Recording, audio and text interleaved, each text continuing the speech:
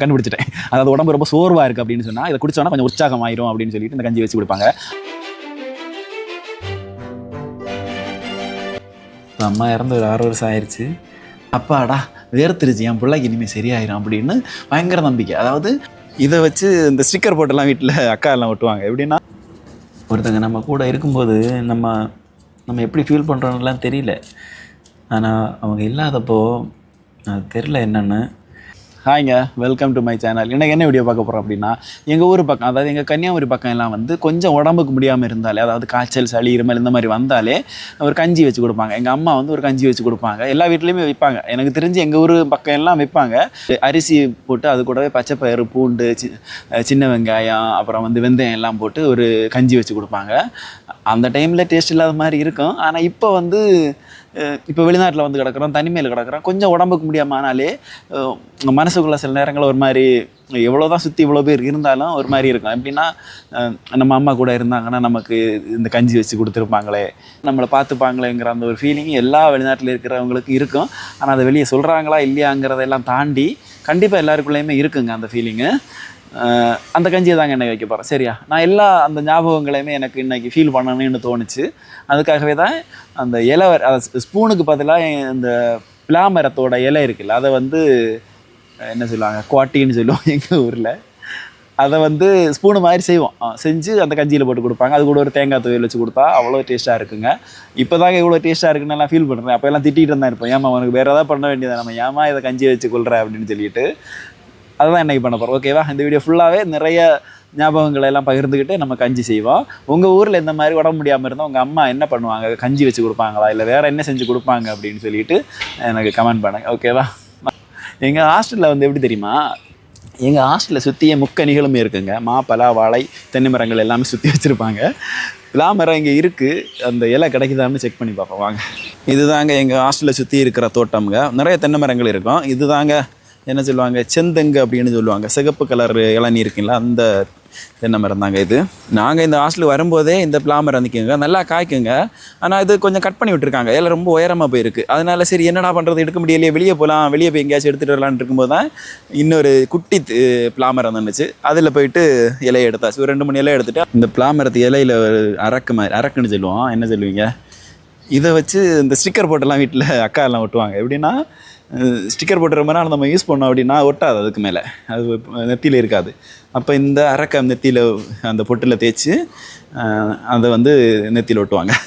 இலையை எடுத்தாச்சு. இனி இதை வந்து இதுக்கு ஒரு பின்னு வேணும். பின்னு தான் வந்து தென்னை மரத்தோட ஓலையிலேருந்து அதை என்ன சொல்லுவோம், நம்ம குச்சி, அதை எடுத்து தான் இதை கோர்த்து பண்ணுவோம்.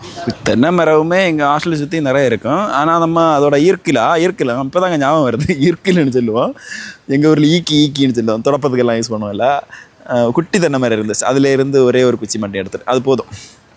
சரி, ரூமுக்கு வந்தாச்சு, கஞ்சி வைக்க ஆரம்பித்தாச்சு. நான் வந்து ஒரு 1/2 கப் அளவுக்கு அரிசி எடுத்துருக்கிறேன். பொன்னி அரிசி, புழுங்கல் அரிசி. 1/2 கப்போட கொஞ்சம் கம்மியாக பச்சைப்பயிறு எடுத்துருக்கிறேன். ரெண்டையுமே நல்லா கழுவி நம்ம கொஞ்சம் கூடவே தண்ணி வச்சு வேக வைக்கணும்.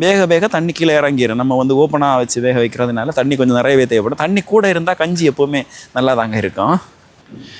இதே நம்ம வந்து குக்கர்லேயுமே பண்ணலாம். இதே மாதிரி இதே அளவுக்கு நம்ம எடுத்துக்கிட்டு குக்கரில் வந்து தண்ணியை வச்சு ஒரு 5-6 விசில் வச்சிங்கன்னா கரெக்டாக வந்துடும். ஆனால் நான் இன்னைக்கு குக்கரில் பண்ணலை. குக்கர் இருக்குது, ஏதோ எனக்கு பழைய ஞாபகங்கள் அந்த ஷேர் பண்ணணும் அப்படிங்கிறதுக்காக தான் இந்த வீடியோவை எடுப்பேன். அதனால சரி அடுப்புலேயே வச்சுப்போம், நமக்கு நம்ம அம்மா கூட நிற்கிற மாதிரி ஒரு ஃபீல் ஆகும். உண்மையிலே அவங்க வைக்கிற மாதிரி ஃபீல் ஆகும். வைக்கிறது நான் தான், ஆனால் எனக்கு அந்த ஃபீல் வேணுங்கிறதுக்காகவே நான் அடுப்பில் வச்சுருக்கிறேன். இன்றைக்கி அடுப்பில் வச்சிங்கன்னா குக்கரில் வைக்கிறத விடவும் டேஸ்ட்டு நல்லா இருக்கு. அது வேகட்டும், நம்ம அதுக்குள்ளாட்டி சின்ன வெங்காயம், அந்த பூண்டு எல்லாமே ரெடி பண்ணிடுவோம். ஓகேவா.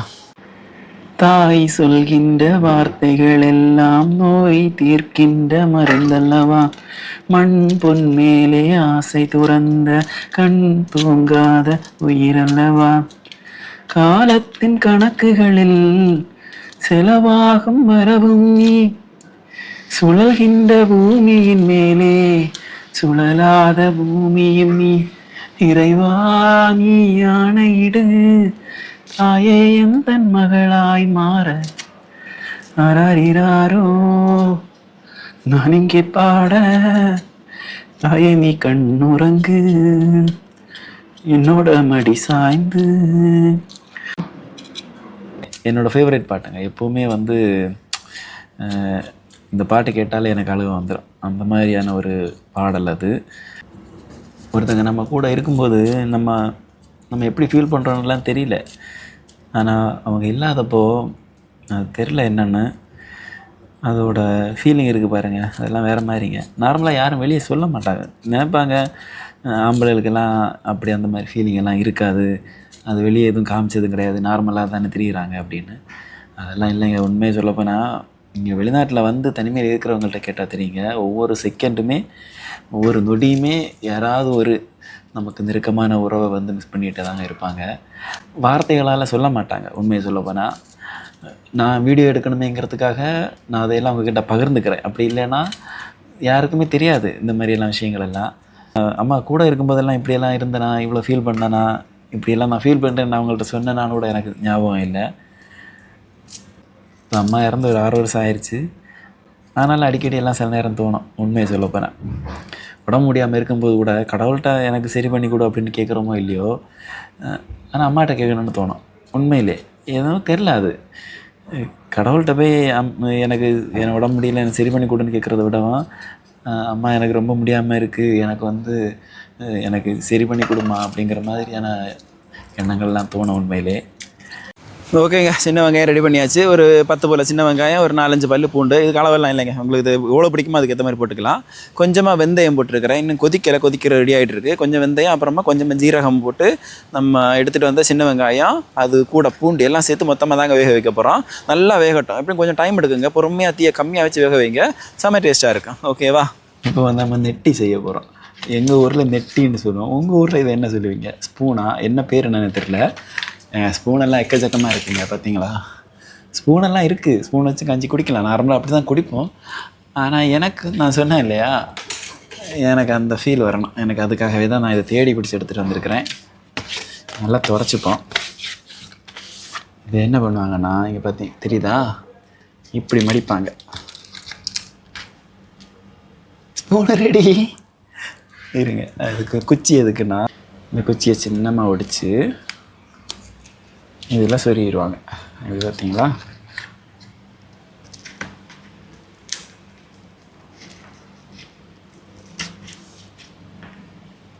எப்படி இருக்கு? நீங்கள் குடிப்பீங்களா? உண்மையில சொல்லுங்கள், நிஜமாவே உங்கள் ஊரில் முன்னாடியெல்லாம் குடிச்சிருக்கீங்களா இந்த மாதிரி? இப்படி கோரி குடித்தாங்கன்னா வேறு லெவலில் இருக்குங்க. எனக்கு எங்கள் அம்மாவே கூட வந்துருந்து செய்கிற மாதிரி ஒரு ஃபீலு. வாங்க, இப்போ தேங்காய் துவையல் ஒன்று பண்ணுவோம். அது நார்மலாக என்ன பண்ணுவாங்கன்னா, அந்த காஞ்ச மிளகாவை அடுப்பில் வந்து சுட்டு, சின்ன வெங்காயம்லாம் சுட்டு, தேங்காய் துருவி போட்டு இடித்து எடுப்பாங்க. இடித்து இல்லைன்னா அம்மியில் வச்சு அரைச்சி எடுப்பாங்க. இங்கே சுட முடியாது. இங்கே சுட்டால் என்ன ஆகும் அப்படின்னா, ரூமில் யாரும் உட்கார முடியாது. ஆனால் அதோட நெடி பயங்கரமாக அடிக்கிங்கள. அதனால் நான் அந்த மாதிரி சுட எல்லாம் இல்லை, நான் வந்து மிளகா தூள் தான் சேர்த்துக்க போகிறேன். ஓகேவா? நீங்கள் வீட்டில் செய்கிறீங்கன்னா சுட்டு செய்யுங்க, சூப்பராக இருக்கும். ஓகேவா? சரி, சுட வேண்டாம், பச்சையாகவே போட்டு செய்வோம்னு நினைக்கும் போது தான் சரி கேஸ் அடுப்பில் சுட்டு பார்ப்போமே அப்படின்னு சும்மா ட்ரை பண்ணேங்க. ஆனால் கொஞ்சம் அந்த ஃப்ளேவர் வந்துச்சு, நல்லா தாங்க இருந்துச்சு. ஆனால் ஃபுல்லாக வேகலை. என்ன தான் விறகு அடுப்பில் போட்டு நம்ம சுடுறதுக்கும் இதுக்கு நிறையவே டிஃப்ரெண்ட் இருக்குங்க. அடுத்து என்ன பண்ண போகிறோன்னா, சம்மந்தி பண்ண போகிறோம். சம்மந்தின்னா நீங்கள் நினைக்கிற மாதிரி கிடையாதுங்க. எங்கள் ஊரில் வந்து இதை வந்து சம்மந்தி அப்படின்னு சொல்லுவோம், தேங்காய் சம்மந்தி அப்படின்னு சொல்லுவோம். அதாவது தேங்காய் துவையல். கரெக்டாக? நம்ம எடுத்துகிட்டு வந்த சின்ன வெங்காயம், பூண்டு, கொஞ்சம் ஜீரகம், கொஞ்சமாக வந்து மிளகு போட்டு கொஞ்சம் ஓரளவுக்கு அதை இடித்ததுக்கப்புறமா துருவி வச்ச தேங்காவையும் போட்டு இதில் இடிக்க போகிறோம். எங்களோட உரல் இது தாங்க, நாங்கள் இடிக்கிறதெல்லாம் இதில் தான் பண்ணுவோம். கொஞ்சமாக மஞ்சள் தூள், சும்மா ஒரு பிஞ்சு அளவுக்கு. அப்புறமா ஒரே ஒரு சொலா என்ன சொல்லுவீங்க, ஏதோ ஒன்றுங்க, ஒரே ஒரு சின்ன பீஸு புளி. கொஞ்சம் புளிப்பு இருந்தால் டேஸ்ட்டாக இருக்கும். அப்புறம் கொஞ்சம் மிளகு தூள், சாதாரணமாக சுட்ட மிளகா சேர்ப்பாங்க. நான் மிளகு தூள் போட்டு இடித்து எடுத்திங்கன்னா செமையான ஒரு தேங்காய் துவையல் ரெடிங்க. இது தாங்க செம்ம சைடிஷுங்க இந்த கஞ்சிக்கு. கஞ்சியுமே ஓரளவுக்கு சூப்பராக ரெடி ஆகிடுச்சிங்க. இனிமேல் நம்ம கொஞ்சம் ஆற விட்டோன்னா கரெக்டாக இருக்கும். ஆறினதுக்கப்புறமா நம்ம தேவை நான் உப்பு எதுவுமே சேர்த்துக்கல. ஏன்னா இது ஒரு நாளில் நான் குடிக்க முடியாது, நாளைக்கு நான் குடிப்பேன். அதனால் எப்போ குடிக்கிறோன்னு அப்போ தேவைக்கு ஏற்ற மாதிரி உப்பு போட்டு எடுத்துப்பேன். இந்த கஞ்சி வந்து வெதுப்பாக இருக்கும்போது தான் கொடுப்பாங்க. இப்போ நம்ம அது குடிக்கும்போதே நமக்கு வந்து உடம்பெல்லாம் வேர்த்துடும். வேர்த்தோன்னா அம்மா பக்கத்தில் தானே உட்காந்துருப்பாங்க. வேர்த்துருச்சுன்னா அப்பாடா வேர்த்துருச்சு, என் பிள்ளைக்கு இனிமேல் சரியாயிரும் அப்படின்னு பயங்கர நம்பிக்கை. அதாவது டாக்டர் கொடுத்தா மருந்து மாத்திரையில் இல்லாத ஒரு நம்பிக்கை அவங்க செஞ்ச அந்த கஞ்சி மேலே அவங்களுக்கு அதிகம். உணவே மருந்து அப்படின்னு சொல்லுவாங்கள்ல, பிள்ளைகளுக்கு பெஸ்ட்டு டாக்டர் யாருன்னு கேட்டிங்கன்னா அம்மா தான் அப்படின்னு சொல்லுவாங்க. எப்போ உடம்பு முடியாமல் எந்த நோய் வந்தாலும் அவங்கக்கிட்ட ஒரு உணவே மருந்து அப்படிங்கிற மாதிரி நம்ம சாப்பாடே அதுக்கேற்ற மாதிரி செஞ்சு கொடுப்பாங்க. அதெல்லாம் ஒரு காலங்க. இன்றைக்கி எல்லாமே மாறிடுச்சு. இப்போ எல்லாமே இப்போ பிள்ளைகளுக்கு உடம்பு முடியலைன்னா ஃபோனை எடுத்துகிட்டு என் பையனுக்கு இன்றைக்கி வவுத்தாலா போச்சு, என்ன காரணம் அப்படின்னு சொல்லிட்டு ஏஐட்ட கேட்குற அளவுக்கு நம்ம ஆகிட்டோம். நானே எல்லாத்துக்கும் அதாங்க யூஸ் பண்ணிகிட்ருக்கிறேன். எனக்கே இப்போ ஓவர் ஆயிடுச்சு. எல்லாத்துக்குமே நம்ம ஏஐட்ட கேட்டு கேட்டு அந்த மாதிரி ஆகிட்டோம். ஆனால் அந்த ஒரு வாழ்க்கை இருக்குது பாருங்கள், அந்த ஒரு ஜெனரேஷன், நம்ம அந்த வாழ்ந்த அந்த ஒரு வாழ்க்கை இருக்குது பாருங்கள், அதெல்லாம் எத்தனை ஏஐ வந்தாலும் எத்தனை வருஷங்களான எத்தனை ஜெனரேஷன் புதுசு புதுசாக வளர்ந்தாலும் அது கிடைக்காதுங்க. நம்ம எல்லாம் புண்ணியம் பண்ணவங்க. என்ன மாதிரி 80s எல்லாம் பிறந்தவங்க இருக்காங்க பாருங்கள், அவங்கெல்லாம் புண்ணியம் பண்ணவங்க. எனக்கு தெரிஞ்சு லாஸ்ட்டு டாக்டர் அம்மாவாக இருந்ததெல்லாம் அந்த காலம் தான். இப்போ அப்படியே கொஞ்சம் கொஞ்சமாக மாறிக்கிட்டே இருக்குது. சரி ரொம்ப நேரமாக பேசி டயர்டாகிடுச்சு. வாங்க எல்லாருமா சேர்ந்து குடிப்போம். எல்லோரும் குடித்து இந்த சட்டியை காலி பண்ணிடுறோம். சரியா? எல்லாருமே இவ்வளோ நேரம் வீடியோ பார்த்தீங்க, எல்லோரும் ரொம்ப டயர்டாக இருப்பீங்க. வாங்க கொஞ்சமாக நான் உப்பு போட்டிருக்கேன் பாருங்கள். கஞ்சியில் நான் உப்பு போடல, இங்கே தேவையான அளவுக்கு கொஞ்சமாக உப்பு, அப்புறமா அதில் வந்து தேங்காய் துவையல், அதையும் போட்டு சாப்பிட்டா வேறு லெவலில் இருக்குங்க, தரமாக இருக்கும். இதுதாங்க என்னோடய ஸ்பூனு, நான் செஞ்சேன் பாருங்கள். அந்த ஸ்பூனு நல்லா தாங்க இருக்குது, சூப்பராக இருக்குங்க டேஸ்ட்டு. இதை பாருங்கள், இது என்னென்னா நார்மலாக இந்த கஞ்சி வைக்கும்போது நார்மலாகவே வச்சு கொடுப்பாங்க. அப்போ அம்மாக்கிட்ட ஆளுகிறது, எனக்கு தேங்காய் துருவி கொடுத்தா தான் நான் தின்பேன் அப்படின்னு சொல்லிட்டு, அப்போ அந்த தேங்காவை நிறைய அள்ளி போடுறது, கொஞ்சமாக போட்டால் இன்னும் போடுன்னு கேட்டு வாங்கி கஞ்சியோட தேங்காய் நிறைய இருக்கான். அந்த தேங்காவோட டேஸ்ட்டுக்கே சாப்பிட்ருவோம். அந்த மாதிரி நல்லா இருக்கும் அந்த தேங்காய் சேர்த்து சாப்பிட்டாலும். வேறு லெவலுங்க, தரமான சாப்பாடுங்க. வாங்க ஓடி வாங்க. ஓகேங்க, பாய்ங்க. வீடியோ ஃபுல்லாக பார்த்துருப்பீங்க. வீடியோ பிடிச்சிருக்குன்னு நினைக்கிறேன். பிடிச்சிருந்தா லைக் பண்ணுங்கள், மறக்காமல் ஷேர் பண்ணுங்கள், சப்ஸ்கிரைப் பண்ணுங்கள். ஓகேவா? Tata, bye. மிஸ் யூ அம்மா.